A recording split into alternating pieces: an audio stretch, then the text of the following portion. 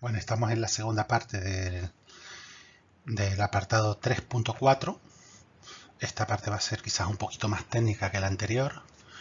Bueno, aquí vemos redes de telecomunicación. Se entiende por red de telecomunicación al conjunto de medios, tecnologías, protocolos y facilidades en general necesarios para el intercambio de información y archivos entre los usuarios de una red.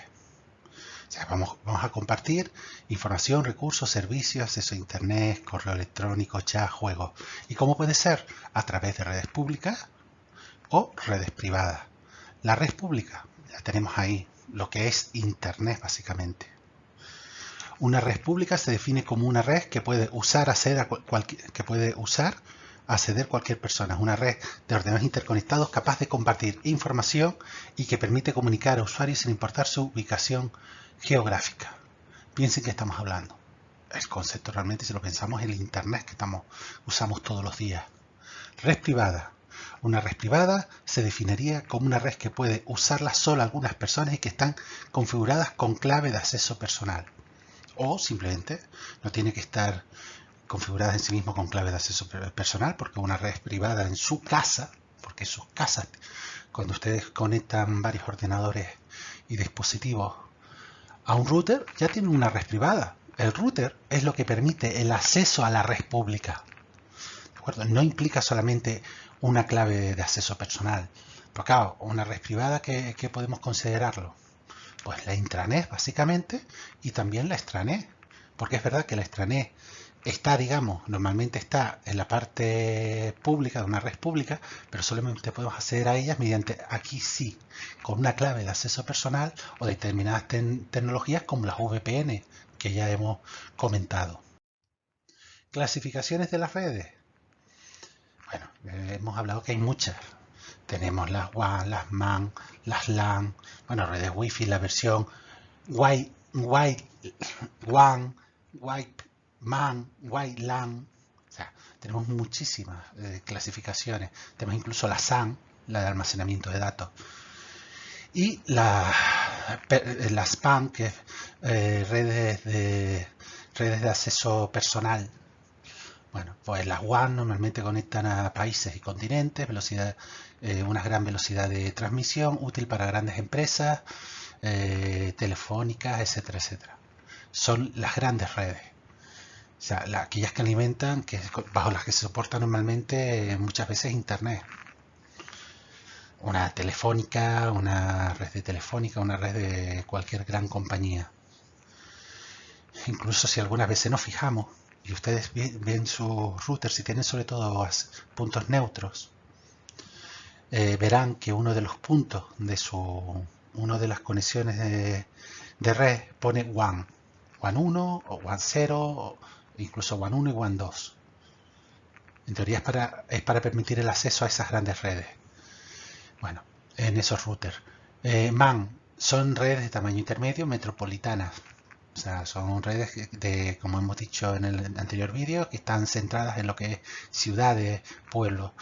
Son más amplias que una LAN, bastante más amplia, pero no llega a lo que es una WAN, que puede conectar continentes y países sin problema. ¿Qué es una LAN? Es una red de acceso local, que normalmente suele ser una oficina, una casa, un departamento. El alcance está restringido, estamos hablando a lo mejor de 100 metros, 1 kilómetro como mucho. Normalmente si tenemos repetidores. O sea, permite comunicar ordenadores y periféricos en un entorno limitado. Las redes Wi-Fi pues, comunican por medio de transmisión sin cable, eso no hace falta hablarlo. Clasificación según su alcance. Bueno, aquí volvemos a hablar del mismo tema. Aquí hemos visto, como yo les he comentado muchas veces, que si le añaden a MAN una W, ya tenemos una red Wi-Fi de esa categoría. Si le llamamos una WWI-PAN, una red Wi-Fi de Personal Area Network en versión Wi-Fi. Esa es una red de área personal o es una red de computadoras para la comunicación entre distintos dispositivos, tanto computadoras, acceso a internet, teléfonos celulares, móviles, o sea, PDA, dispositivos de audio, impresoras, cercanos al punto de acceso. Estas redes normalmente tienen un alcance de unos pocos metros y es para uso personal. Y utiliza muchas veces como base el acceso inalámbrico para su conectividad. Y no solamente lo que hablamos de la tecnología Wi-Fi, también estamos hablando sobre todo de lo que es el Bluetooth, que estaba realmente pensado originalmente para este tipo de funciones. La red de área local o Local Area Network es una red de computadoras que abarca un área reducida a una casa, un departamento, un edificio, que interconecta ordenadores y periféricos, y como hemos dicho puede conectar discos duros, televisores, PDA, tabletas, lo que ustedes consideren, en un entorno normalmente limitado, que puede ser 200 metros, con repetidores que pueden llegar a una distancia de 1 kilómetro. Es raro que tenga más de 200 metros. Normalmente las redes, si no tienen un repetidor o un switch, o a lo mejor están usando tecnología medio, están usando lo que es fibra óptica, el alcance se suele degradar mucho cuando se supera los 100 metros de cable. No es bueno llegar a más de 100 metros. Incluso mucho mejor si tienes menos. Pero ¿qué pasa? Luego ya tienes los repetidores. ¿Qué pasa? Que cuando empiezas a meter repetidores, sobre todo switch en una empresa, también hay un tiempo de procesado que ralentiza la red. O sea que nosotros normalmente no nos damos cuenta. Pues, bueno, hemos visto aquí que puede llegar hasta una distancia de 1 kilómetro. De 1 kilómetro, su aplicación más extendida es la interconexión de ordenadores personales, estaciones de trabajo en oficinas, fábricas, etcétera, etcétera, para compartir recursos, intercambiar datos y aplicaciones. El término de red local incluye tanto el hardware como el software necesario para la interconexión y de los dispositivos. Aquí tienen un esquema de una red LAN local, ¿de acuerdo? De una red LAN de una empresa, que este es igual que les dije que en el que estaba en el apartado 1 no lo cogieron para hacer los trabajos. Aquí sí se pueden inspirar si lo desean. Tenemos un internet, un router, un primer acceso router con Wi-Fi, con cortafuegos, con firewall, que da seguridad, impide accesos no autorizados. Entonces ya verán que tenemos una IP externa, lo que se llama una IP externa, una IP pública, que no se ve muy bien, pero un 80, 50, 50, 50, esa es la IP. Y luego ya el propio router tiene, digamos, una IP privada para dentro de la empresa, la 192, 168, 2610. Hemos comprobado la diferencia de rango. Una está en el 80, otra 192. Si comprobamos todos los demás dispositivos que vamos aparte de ahí, todos comparten casualmente 192, 168, fíjense.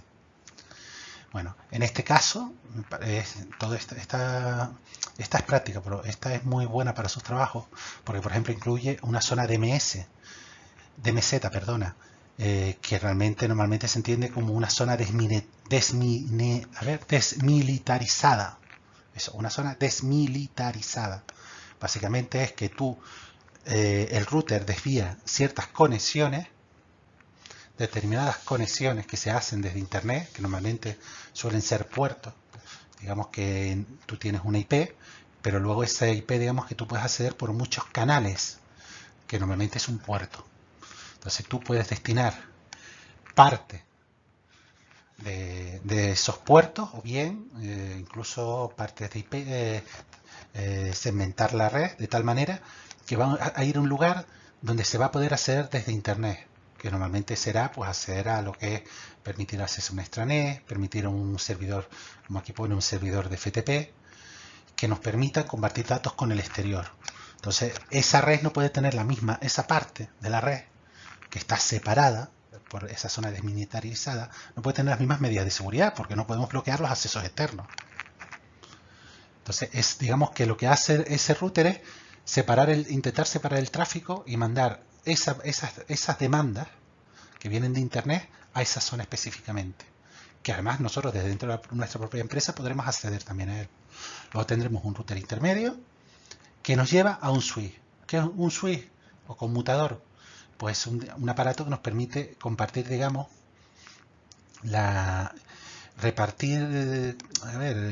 permite tener una serie de puertos y que la información se distribuya a partir de allí. O sea, tenemos conexiones, donde iremos conectando nuestros cables de red y ese switch, ese aparato, se va a encargar de la comunicación entre todos los aparatos de la red. Tendrá un mapa de la red que le permite saber que cuando tú te conectas y quieres hablar con María o con Paco, pues yo tengo una determinada IP y estoy mandando una orden o un acceso a otra. Si yo soy la IP 192.168.1.20 y quiero hacer a la punto .30, pues ese switch se encargará de establecer la comunicación. En este caso es un switch de 48 puertos, que es un número bastante importante. ¿Qué conecta este switch? Pues servidores, como podemos ver, servidores de ficheros de impresión. En este caso el servidor de ficheros de impresión tendrá un sistema Linux, mientras que el servidor de correo, de DHCP, DNS, etcétera, etcétera, tendrá un Windows Server.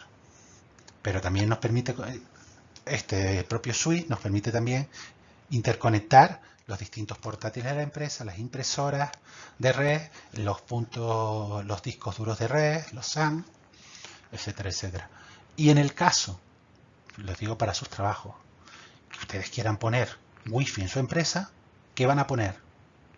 ¿Un repetidor? No. Un repetidor no se coloca. Un repetidor es un dispositivo que repite una señal Wi-Fi digamos que repite una señal Wi-Fi. Te llega una señal Wi-Fi y ¿qué es lo que hace? Genera otra señal Wi-Fi que potencia, que aumenta el radio, pero no es lo mejor en una empresa. Si podemos evitar repetidores, mejor, porque limitan el ancho de banda de los distintos ordenadores que se conectan a él, o dispositivos. Lo que vamos a hacer es puntos de acceso. Tenemos un punto de acceso.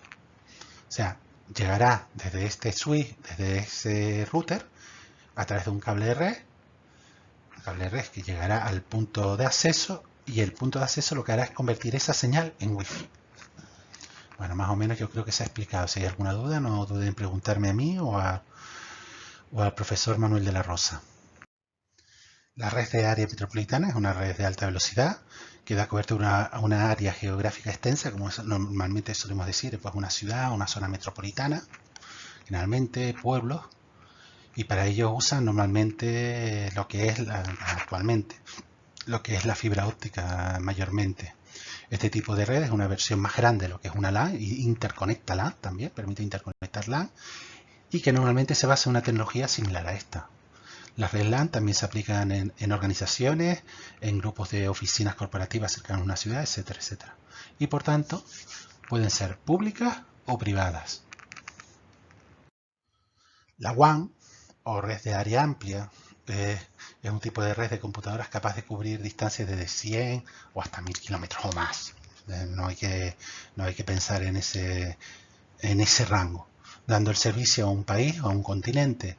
Y un ejemplo puede ser la Regiri. La Regiri es una red nacional española que pertenece al gobierno y por tanto conecta normalmente lo que son las redes regionales de las comunidades autónomas y los centros de investigación. Por ejemplo, conecta a las Universidades Canarias, conecta a la Universidad de La Laguna, y originalmente incluso el acceso a Internet que disponía la Universidad de La Laguna era a través de la Regiri. Esta red ya no solamente conecta, como hemos dicho, las redes regionales y los centros de investigación y universidades, sino también se conecta con la red portuguesa y a la vez con la red europea para todo lo que son los datos, intercambiar datos. Bueno, la WAN está orientada a la interconexión de redes o equipos terminales que se encuentran ubicados a grandes distancias entre sí, ya lo hemos hablado. Para ello cuenta con una infraestructura basada en nodos de conmutación que llevan a cabo la interconexión entre dichos elementos, y como hemos comentado, pueden ser públicas o privadas, pueden ser de empresas particulares o pueden ser de proveedores de Internet. Un servidor, esta es una buena definición, un servidor, como la misma palabra indica, es un ordenador o máquina informática que está al servicio de otras máquinas, ordenadores o personas llamadas clientes y que le suministran a todo tipo de información. Servidores hay muchísimos tipos. Tenemos el servidor de archivos. Almacena archivos y los distribuye. Pensemos en, a lo mejor, que no sea exactamente igual, pues un OneDrive, un Drive. Un servidor de impresión. Controla una o más impresoras y acepta trabajos de impresión de otros clientes de la red, poniendo en cola los trabajos de impresión. Un ejemplo realmente cuando nosotros tenemos una gran empresa y un hotel con 20 y pico de impresoras, 100 impresoras, 200 impresoras, y que nos interesa gestionarlas. ¿Cómo las podemos gestionar? Pues de forma común. Ponemos un servidor de impresión que se encarga de gestionar la cola. O sea, nosotros mandamos a imprimir a un servidor y él se encarga de distribuir, digamos, esa impresión, de mandar la impresión a la impresora que sea adecuada, o como ustedes quieran.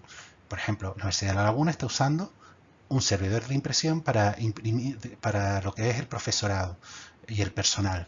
Y me imagino que dentro de un tiempo se lo abrirán a ustedes. ¿Qué es lo que es? Que yo mando a imprimir a una cola común, a un servidor de impresión. Yo me identifico, mando a imprimir. Es una impresora que realmente tengo como otra cualquiera en mi ordenador. Y se queda en ese servidor. Entonces yo voy a la impresora que a mí me interesa. O sea, tengo en el departamento. Ustedes verán que hay unos cuartos.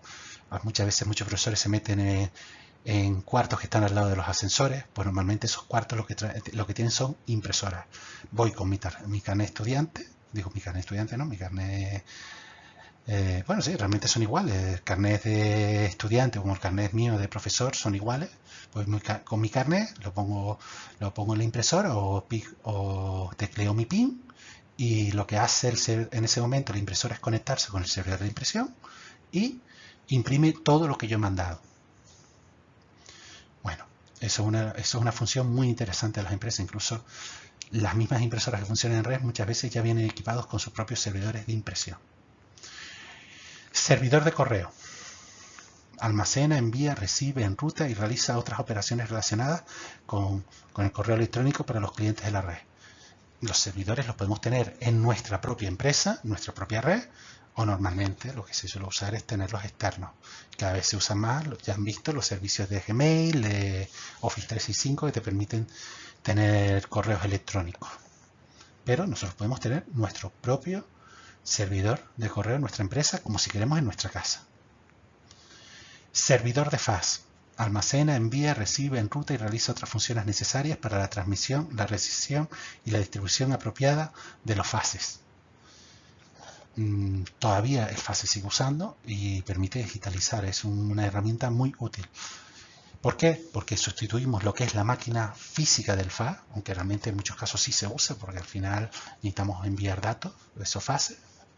Pero lo que nosotros hacemos es sustituir esa máquina por un servidor que recibe los faxes, los distribuye a quien considera, o sea, incluso muchas veces tiene un OCR, un reconocimiento óptico de caracteres, que permite reconocer el contenido del fax y saber a quién va destinado.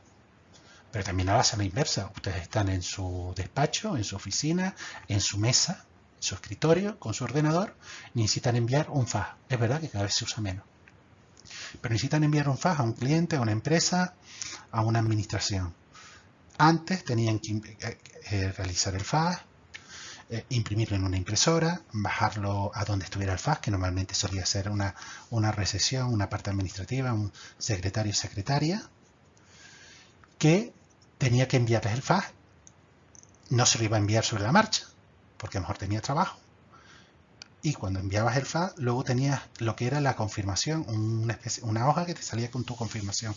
Oye, el cliente ha recibido el fax, por lo menos ha salido la hoja por su máquina de fax. Y tenías que bajar otra vez y recoger esa hoja o te la tenían que subir. Eso es una pérdida de tiempo tremenda, sobre todo cuando ya hablamos de una organización importante. ¿Qué es lo que se hace? Yo cojo, hago mi documento, normalmente tengo un software de fax, pero ya ni eso. Muchas veces lo que voy a una impresora virtual, que es una especie de cliente de ese servidor de fax, indico los datos, que ya en muchos casos están memorizados, porque ya tengo una lista de clientes, que incluso puede venir de puede ser una lista común de la empresa.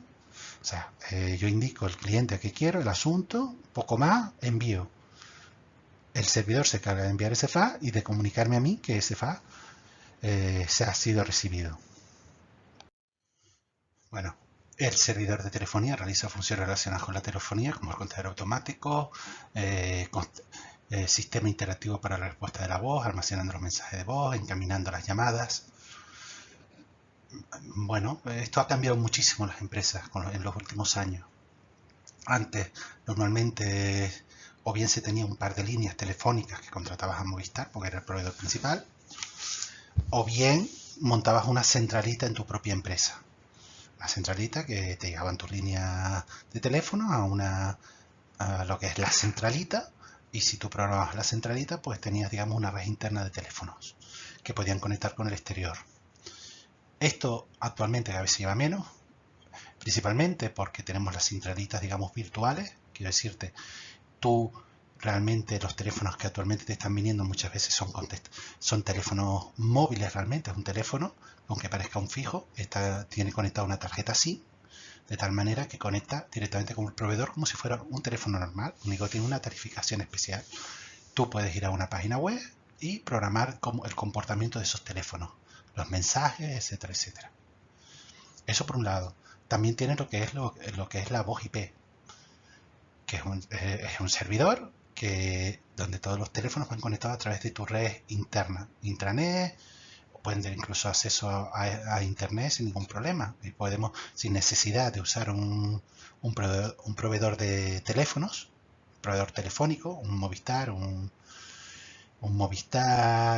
Vodafone o lo que sea, podemos conectarnos con nuestras filiales a través de estos sistemas. Podemos tener una conexión directa con nuestras filiales o incluso contratar servicios externos. Pues mira, pues en Estados Unidos hay un proveedor de telefonía de voz IP que me da unas buenas tarifas para conectarme con Estados Unidos y Latinoamérica sin ningún problema. Entonces, ¿para qué voy a usar mi proveedor nacional cuando puedo enviar directamente mi señal a Estados Unidos a través de Internet? Es un ejemplo. Oye, es que no podemos instalar un sistema de telefonía porque resulta que no tenemos en el caso de sea una tarjeta SIM, que lo usa mucho, por ejemplo, la compañía Vodafone, pues tenemos problemas de cobertura. Pues ellos mismos te instalan repetidores dentro de la empresa o en la cercanía, o bien incluso te conectan, digamos, como una especie de router, proxy, aparato, no sabría el nombre exacto realmente, un punto de acceso móvil.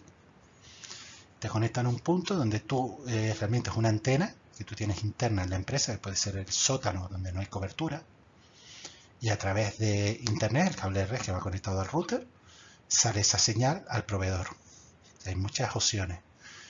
¿Qué son las tendencias actuales? Como has dicho, voz IP, eso es lo que se usa, somos una empresa muy grande, pues gestionamos todo con voz IP, como por ejemplo hace la Universidad de La Laguna y la mayor parte de las instituciones públicas y grandes empresas, o bien contratamos a un proveedor externo que a través de, por ejemplo, telefonía móvil, nos hace, digamos, una red interna telefónica, nos permite tener nuestros propios teléfonos donde, pues, gracias a la programación, pues algunos teléfonos serán extensiones, otros tendrán salida directamente fuera de la empresa, podremos recibir mensajes, etcétera, etcétera. Tendremos todas esas funciones típicas de la telefonía.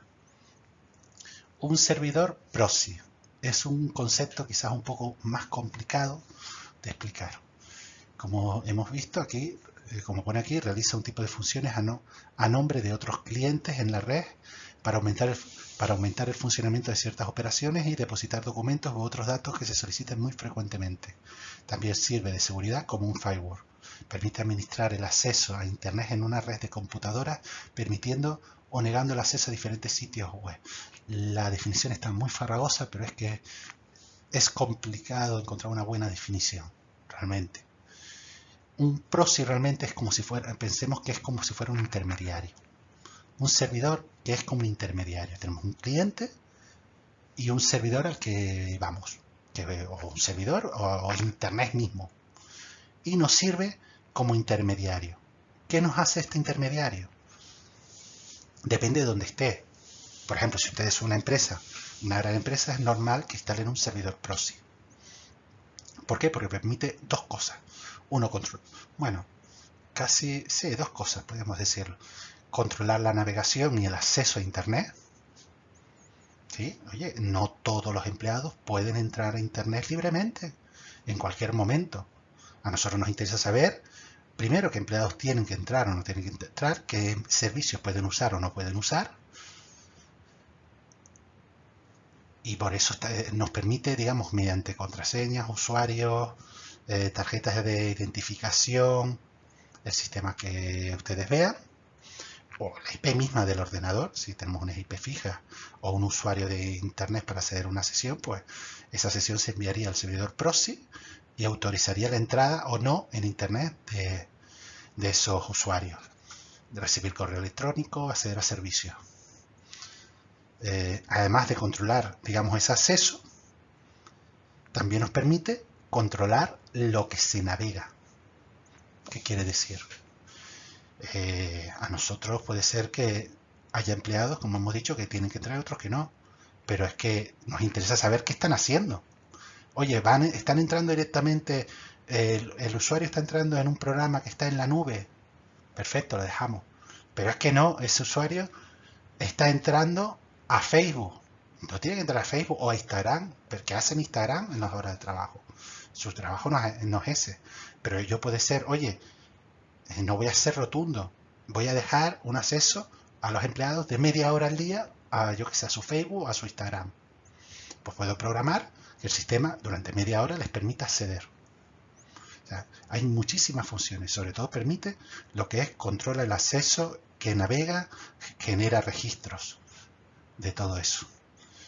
En esa parte hay que tener cuidado. Cuando nosotros controlamos la navegación de los empleados y empleadas, tenemos que ser cuidadosos, porque existen las leyes de protección de datos. Si nosotros no especificamos a los empleados que esa navegación está controlada, está restringida y que no se puede hacer y que eso además suponen sanciones, la culpa es nuestra. Si pasa eso, la culpa es nuestra. Nosotros no podemos decir que un empleado se ha pasado todo el día en Twitter o en Instagram, no ha trabajado nada y que por tanto se merece, si te has pasado 3 semanas sin hacer nada en vez de hacer tus actividades, te mereces un despido. Pues no lo puedes despedir. Porque tú no lo has comunicado, no le has dicho a ese empleado que no lo podía hacer, ni siquiera, además hay que especificarle que le vas a controlar, que esa navegación está controlada. Eso tengan mucho cuidado y sean muy cuidadosas. Se pueden tener muchos problemas legales por detalles como eso. Todo lo que es la navegación y, por ejemplo, también otra cosa que se está usando mucho, que es lo que es el seguimiento GPS, la geolocalización. Ustedes tienen que, digamos, informar a sus empleados y empleadas que eso se está realizando. Si no, va a haber muchos problemas legales. Ahora ustedes, también es que en una empresa es necesario controlar. Ustedes imagínense, ya voy a ser un poco bruto, pero imagínense que a sus empleados les da por visitar porno. Pero ya no es que sea páginas porno, sino pornografía infantil.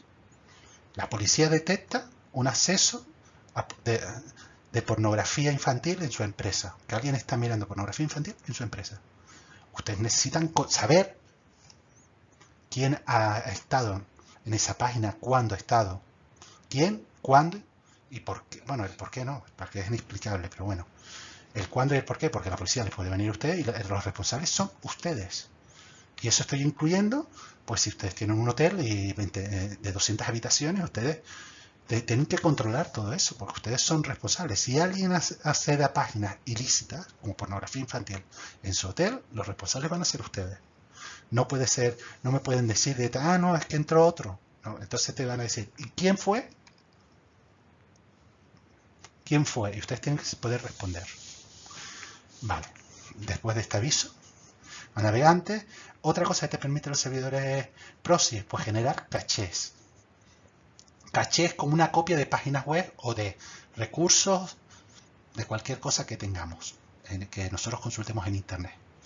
Si nosotros, por ejemplo, nuestros empleados tienen que entrar a la página de turismo del país, a una noticia del país sobre turismo, y van a entrar 20, 30, 40 empleados, vamos a hacer 20 accesos al país, ocupando ancho de banda, etcétera, etcétera. No hace falta. ¿Qué es lo que hacemos? Ese mismo servidor detecta, digamos, el tráfico más usual, más cotidiano, y almacena esas páginas. Se garantiza que está actualizada.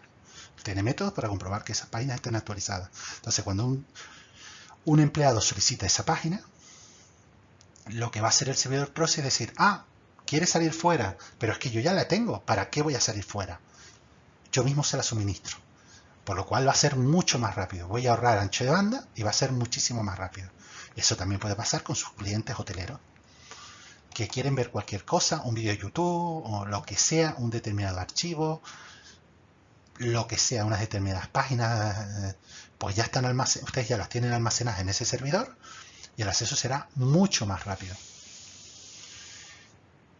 Es ese tipo de servidor que permite agilizar los accesos, controla, te permite tener una caché, una copia de las páginas. Realmente ustedes lo usan frecuentemente. Ustedes ya tienen, cuando ustedes navegan por móviles, normalmente están usando lo que se llama proxies transparentes. ¿Por qué? ¿Por qué se llama proxy transparente? Porque ustedes piensan que están normalmente entrando en el país, en Instagram, en Twitter, lo que sea. Pero que ustedes naveguen por una red les supone un coste a los proveedores de telecomunicaciones. Lo cual montan ellos sus propios proxies transparentes porque ustedes no lo van a ver, para ustedes invisible. E instalan unos proxies donde toda la navegación más usual la tienen ellas almacenadas de tal manera que se ahorran ese tráfico adicional fuera de su propia red, que tiene un coste. Porque, oye, tiene un coste monetario por utilizar esa red, pero también implica una saturación, un ancho de banda. Entonces, normalmente cuando ustedes están conectados con sus móviles a entrar a cualquier página a sus ordenadores, también están usando lo que se llama un proxy transparente.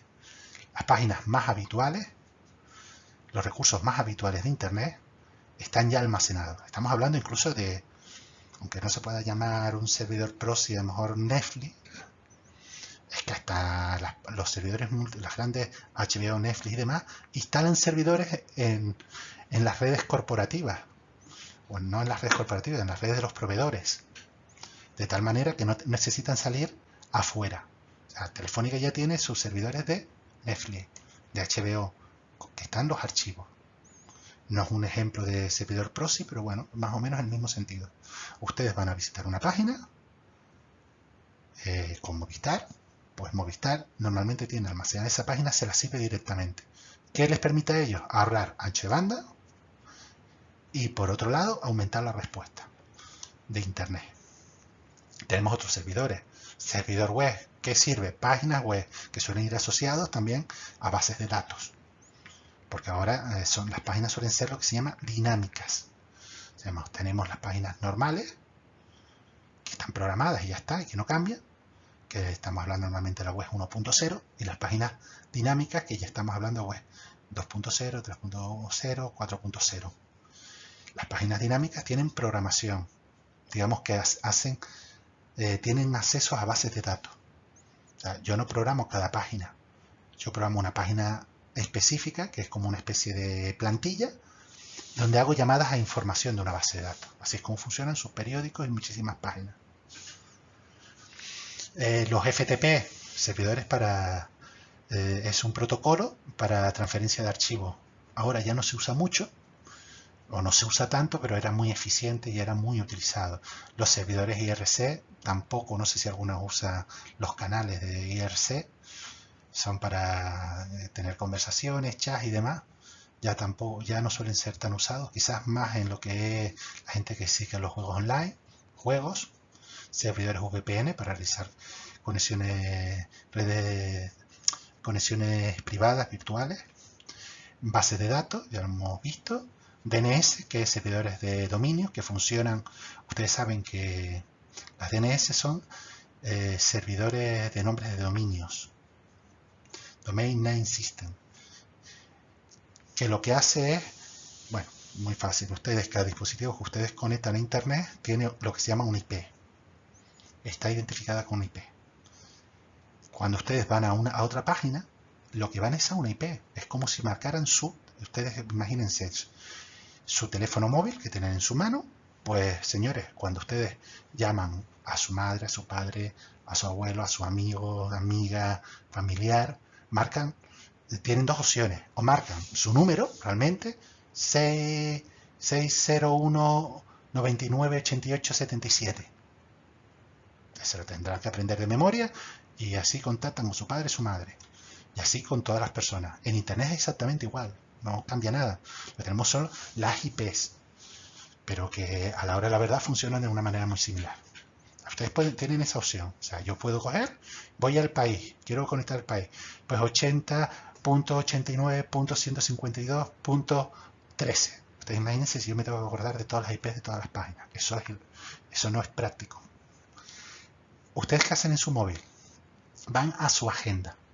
Su agenda lo que hace es que relaciona números de teléfono con nombres. Pues eso es exactamente igual. Internet funciona exactamente igual. Hay múltiples servidores DNS donde se almacenan, digamos, relaciones entre nombres de dominio y IPs. O sea, el país tiene una IP, yo me quiero conectar al país, ¡pum! El país.es. Lo que hace, digamos, no aplicado de forma sucinta, el país.es mi navegador envía una señal a un DNS, un servidor de nombres. Dice, oye, ¿dónde queda el país.es? Y le devuelve la IP. Cuando llega esa IP, lo que hace ya el navegador es, vale, perfecto, ya sabemos dónde tenemos que conectarnos, ya hemos ido a la agenda. Se conecta y les da el contenido. DHCP son servidores para lo que es las IPs dinámicas. Nosotros tenemos lo que nosotros hemos dicho que son números de teléfono. En Internet son lo que se llama los Internet Protocol, TCP/IP, que también son bastante semejantes a los números de teléfono. Pero ¿qué pasa? Que hay tantos dispositivos conectados que no es práctico dar una IP a cada dispositivo, una IP única. Entonces, para ser, digamos, más efectivos, lo que hacemos es dar lo que se llama las IP dinámicas. Las IP dinámicas tienen, digamos, es una IP que se da durante un determinado tiempo a un dispositivo. Pueden ser horas, días, o simplemente cuando se detecta que se conecta se le asigna una IP.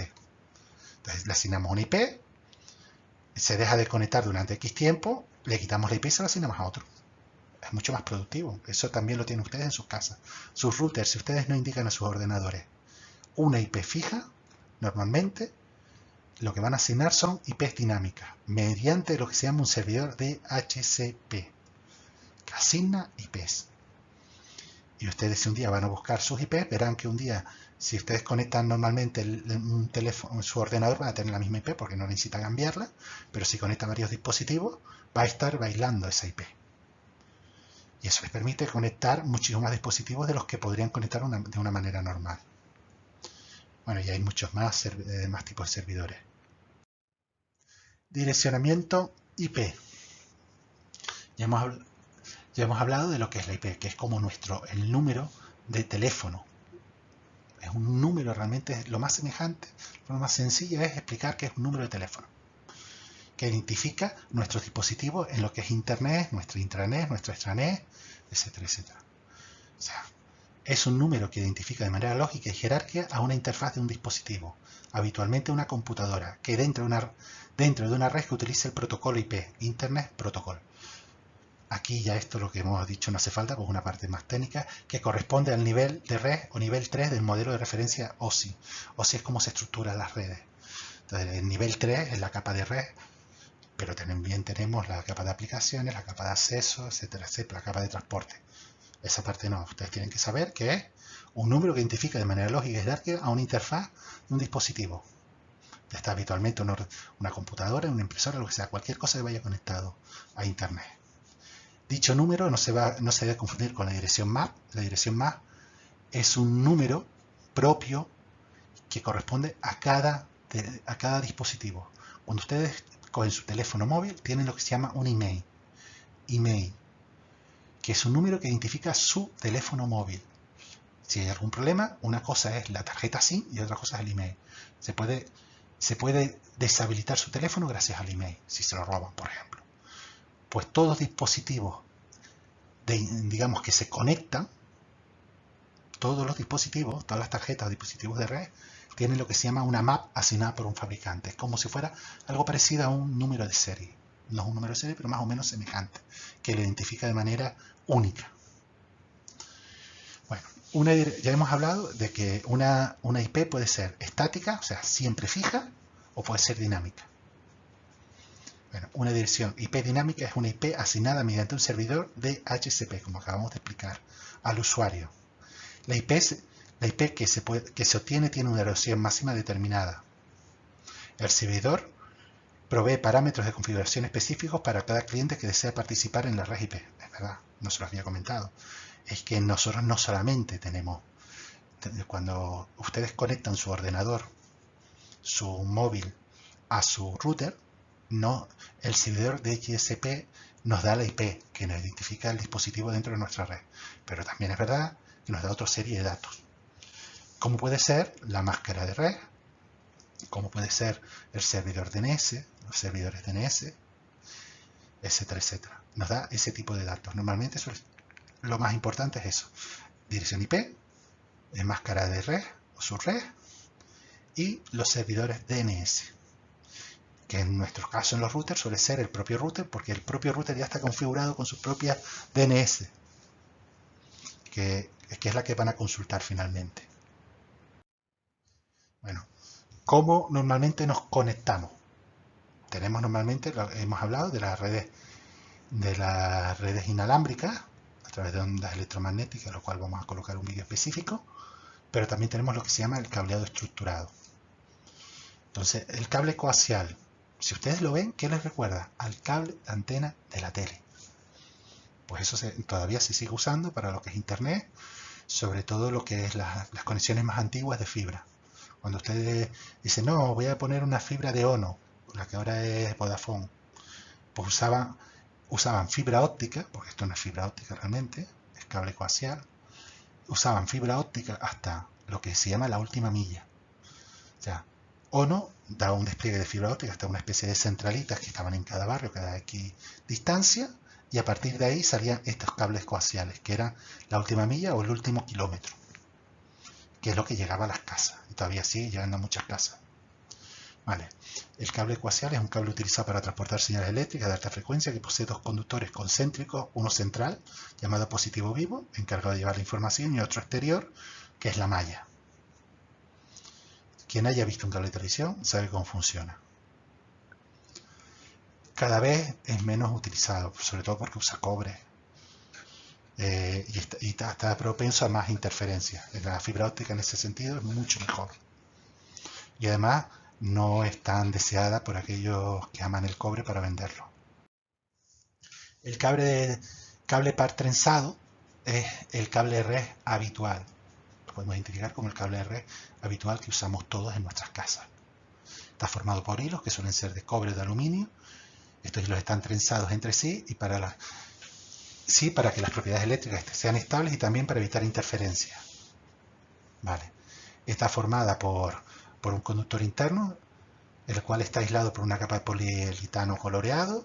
Debajo de este aislante existe otra capa de aislante de poliuretano, el cual evita la corrosión del cable. Bueno, estos ya son características técnicas. En este tipo de cables, pues normalmente tenemos cables normales y cables blindados. El cable blindado es un cable específico que evita las interferencias de otros cableados. No es muy habitual en una casa, pero en una empresa muchas veces sí vale la pena instalar cable blindado por si acaso. Aquí tienen un ejemplo de la conexión de un cable a una clavija. Las clavijas, para que ustedes sepan, y sí los podría preguntar, las clavijas son RJ45 y dan a 8 cables.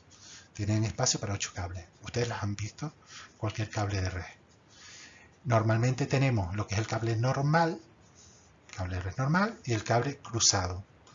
Si ustedes ven la imagen que hemos visto, se intercambia el par 1 con el 8. Verán que son distintos, que están cambiados de posición. Eso es un cable cruzado. Antes se usaba para conectar dos ordenadores entre sí sin necesidad de un switch, un conmutador o un router. Un hub también podría usarse. Un hub, switch, conmutador. Esto te permitía conectar dos ordenadores sin necesidad de eso. Ahora ya no son necesarios, incluso aunque tengamos un cable de eso y lo desconozcamos, haría exactamente igual. Normalmente, cuando ustedes, si alguna vez, yo no creo que lo hagan, pero si alguna vez quieren hacer un cable red, es muy fácil, o quieren hacer su propia instalación en su oficina, básicamente lo importante es que tengan un cable de red, una grimpadora, vean un vídeo fácil de cómo se hace, no tiene ninguna complicación. Y la principal condición es que si no quieren respetar los colores de esta normativa, pues Lo que sí tienen que hacer es que las dos clavijas que están en cada extremo del cable tienen que estar colocados los cables de la misma manera, con los mismos colores. Ahora, sobre el cable, este tipo de cable, sobre todo lo que es en el interior de nuestra empresa para hacer nuestro intranet, normalmente está definido por categoría. Hemos hablado de que está el cable blindado y el cable normal. Que el cable blindado se usa mucho para evitar las interferencias, aunque es más caro y más rígido, pero luego también tenemos categorías de cable. Normalmente el que se está usando actualmente es la categoría 5, pero también tenemos la categoría 6 y 7. La categoría 5 quiere decir, bueno, la 5E, que es la utilizada, es que podemos llevar 1000 gigas a 100 metros. Piensen que la distancia disminuye la potencia de la señal y la capacidad de transmisión. Ahora que se recomienda en una empresa, si ustedes tengan que montar una empresa, por favor, categoría 6, que significa 10 gigas. Significa 10 gigas, a ver, 100 megas, no, sería 10.000 megas, 10.000 megas por 100 metros. Categoría 6, o bien 100.000 megas por 100 metros, categoría 7. Por precio y demás, yo les recomiendo categoría 6. Fibra óptica. La fibra óptica, como he dicho, es un cable que tiene que permite la transmisión de luz. O sea, es un medio de transmisión empleado habitualmente en redes de datos, un hilo muy fino que es de material transparente, vidrio o materiales plásticos, por el que se envían pulsos de luz que representan los datos a transmitir. Pueden leerse por favor la definición, se las voy a dejar. Y este es el sistema normal, es lo que se comunica. Mucha gente piensa que nosotros estamos comunicados con el mundo a través de los satélites. Los satélites realmente no tienen capacidad de transmisión. Lo que nos conecta a Canarias con el mundo son los cables de fibra óptica. Y España ha tenido una cosa que lo que ha evitado que nuestras redes se hayan saturado, y es que tenemos una gran red de fibra óptica que ya prácticamente de forma muy generalizada llega a nuestros domicilios y nos permite una gran capacidad de datos. Aquí tienen ejemplo, el multiflexado, que es realmente posibilitar llevar a través de un mismo hilo simultáneamente varias señales de luz diferentes que se puedan después identificar.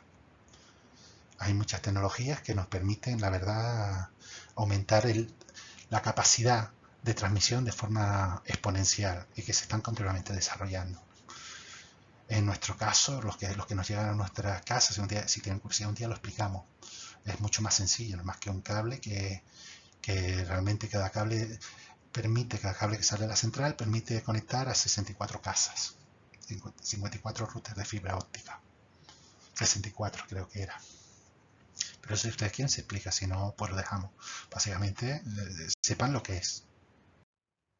Bueno, lo que es Internet ya lo hemos explicado. O sea, no existe esto era un pequeño resumen que no tiene ninguna importancia, no hace falta, ustedes tienen la explicación. Pues hemos visto, no existe control central, es cooperativa y anárquica, entre comillas, como todo se dice. Cualquier sistema dispuesto a adaptarse al protocolo de Internet y a mantener las conexiones con el resto de la red puede unirse a ella, y financia pues a través de cuotas de conexión, además de un automantenimiento que existe. Ya en los vídeos de cómo funciona Internet y demás pueden ver algo de esto, además de lo que vimos en el capítulo anterior. La web 1.0 y 2.0. Actualmente estas son las más comunes. La web 1.0 es la web como fuente de información, páginas HTML estáticas, raramente actualizadas, enfoque hacia lo visual, páginas sencillas, cualquier usuario puede hacer una página web. Bueno, cada vez son menos utilizadas. ¿Dónde se utiliza mucho? Pues si ustedes van a diseñar su página de internet en su empresa, van a usar en parte la web 1.0. ¿Por qué? Porque hay determinadas partes que son fijas. Cuando hablamos de una parte fija, ya que está preprogramada, que no va a ser cambiada, normalmente estamos hablando de la web 1.0. Páginas HTML estáticas. ¿Cuáles suelen ser? Normalmente, pues mira, si tenemos fotos de las piscinas, la página de contacto, dónde estamos, quiénes somos, todas esas páginas dentro de una página web suelen ser estáticas. Luego tenemos la web 2.0, la web de participación colaborativa. Y ahí supuse un gran cambio, que es las páginas dinámicas e interactivas. ¿Por qué? Porque usan tecnologías como por ejemplo el PHP, que permite la consulta a bases de datos y vas generando páginas. Tú realmente haces consulta, tienes una página que hace una consulta y tú vas navegando sobre esas consultas. O sea, yo tengo mi página del hotel, quiero ver una habitación en concreto, me saldrá un listado, pulso sobre esa habitación, se me va a generar una página con esa habitación y las fotos específicas o la información específica, por ejemplo. Actualizada por los usuarios, enfoque sobre todo hacia los contenidos, son páginas más complejas, meros usuarios de servicios de páginas más complejas, meros usuarios de servicios web proporcionados por especialistas. Son más colaborativas, es más social. Es una red social y de colaboración. Un ejemplo son las wikis. Facilita la comunicación y el intercambio mediante una web interactiva y visual. Luego tenemos lo que son las webs 3.0 y 4.0, que realmente es un paso más allá de la 2.0. La 3.0 hablamos de la web semántica, de la web de la nube, de la web de los multidispositivos, de las multiaplicaciones.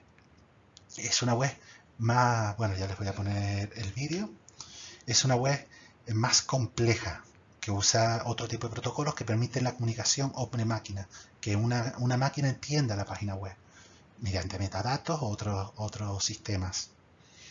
O sea, podemos utilizar la inteligencia humana y la máquina simultáneamente. La web 4.0 es todavía más potente. Ahí ya hablamos, si mientras las 3.0 ya estamos hablando incluso de aplicar inteligencia artificial y demás, la 4.0 potente como el ser humano, avance de la nanotecnología en el mundo, nuevos modelos de comunicación máquina-máquina, o sea, va a tener un acceso a una información mucho más importante. Ustedes se imaginan que yo salgo de mi casa, por ejemplo, ustedes recuerdan que teníamos clase a las 8:30, pues yo salgo a las 8, se me hace tarde y salgo a las 8:20.